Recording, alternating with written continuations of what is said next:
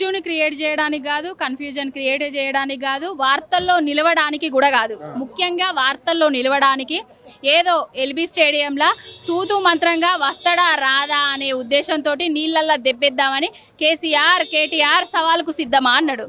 రామన్న రానే వచ్చిండు, సవాల్కు సిద్ధమే, సోమాజీ కూడా వస్తానా రా అనేసి రామన్న పిలిచిండు రేవంత్ రెడ్డిని. సవాల్ను స్వీకరించే దమ్ము లేక, ధైర్యం లేక, చేసింది చెప్పుకోవడానికి ఏం లేక తోక ముడిచి ఢిల్లీకి వారిపోయిండు. ఎరువుల కోసం పోయి అక్కడ చర్చించుతాను అనుకుంటారా?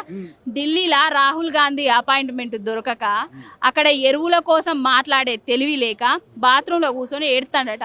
అది విషయం. విశ్వసనీయ వర్గాల నుంచి మాకు అందిన వార్తలు గివి. మేము వెళ్ళి చూడలేదు. ఏబిఎన్ రాధాకృష్ణ రాత్తనేమో మీరు చదువుతారు, మీరు ప్రచురిస్తారు, మీరు ఆ మాటకు ఆహా ఓహో అంటాడు.